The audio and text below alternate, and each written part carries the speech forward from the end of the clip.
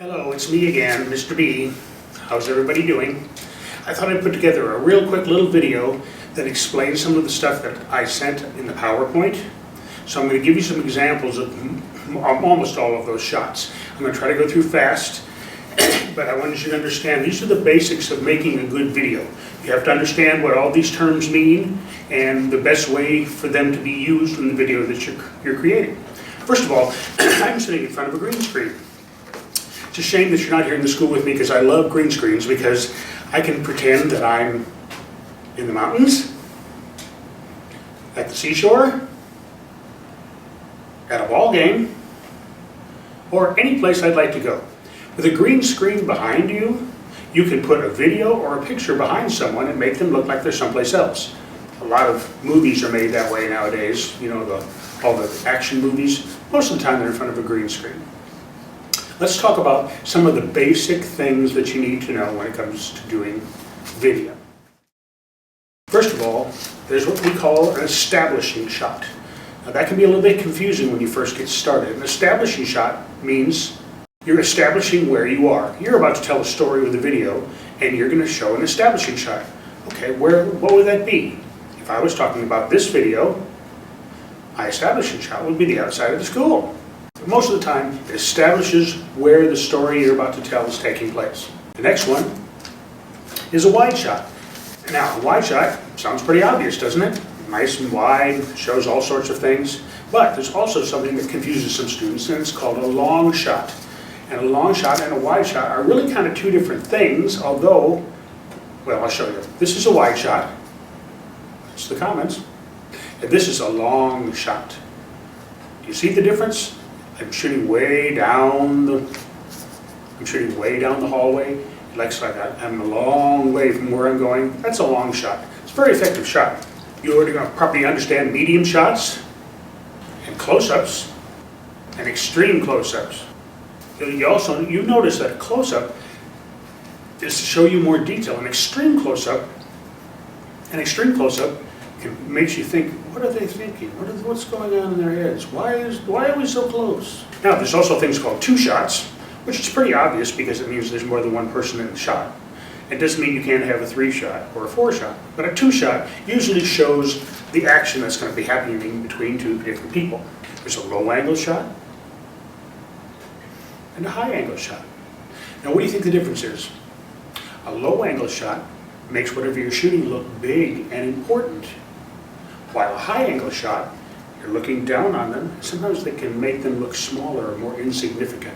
It's very important where you put your camera. Most of the time, like when I'm on the camera right now, this is what I call an eye level shot, which means I'm just looking at you because the camera's set at my eye level, and that's very, very common.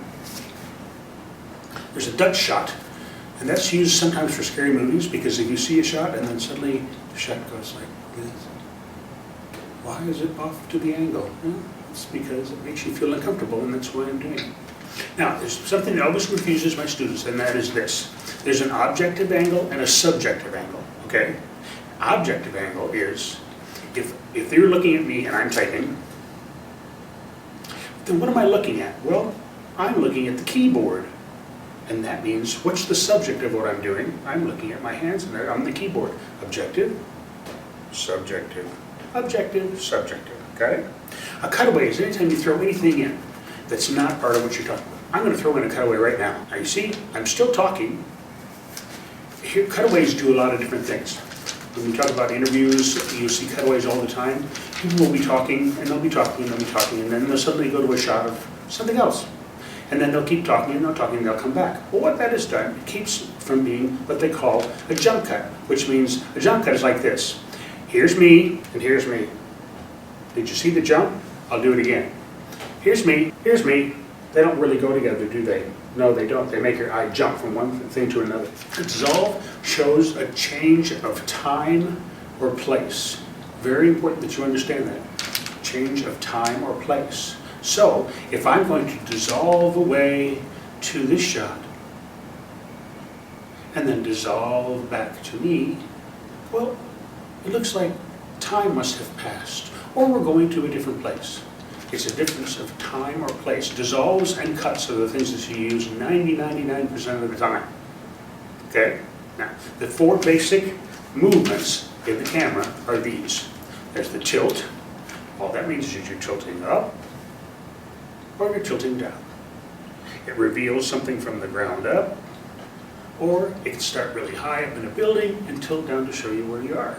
That's a tilt. A pan is left and right.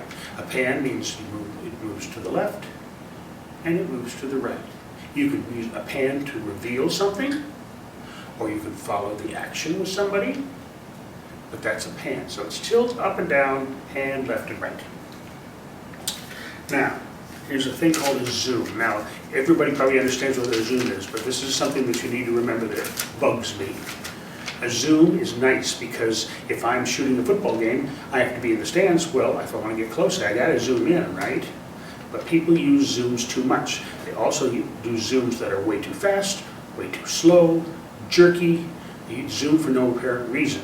Okay, so try to use zooms try to use zooms judiciously. Let's talk about tripods really quick. Now, if and when you ever have the ability to use a tripod, please do. Why? Because it makes your video stable. It's okay to handhold the camera once in a while. It's when people are good at it. I have a very steady hand and I can do it. But if you can always use a tripod, things are always steady. So try to use that. Now, a dolly shot is usually when you put wheels on your tripod, which means you can go around someone, you can follow someone along.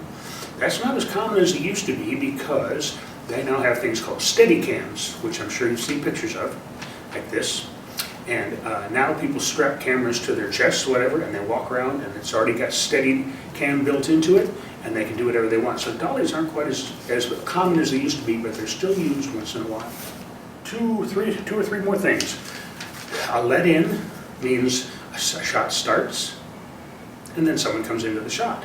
Instead of following them in, the shot is there and someone enters the shot. So a let out would be probably the same thing. Let out, which means they go out. Two more things to remember. There's a thing called headroom and a nose room. I'm going to show you bad headroom. First of all, this is bad headroom. You're cutting my head off. Don't do that. This is bad headroom. There's way too much space above my head. Try to be pleasing with it too, okay?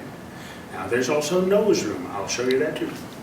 Well, listen, that's all the time I've got right now. The day is almost over and I wanted to get this on YouTube before I left today. So let me know what you think. We'll talk about a couple other things like over-the-shoulder shots and stuff like that as we go down the road. Let me know what you think. Have a good evening. Bye.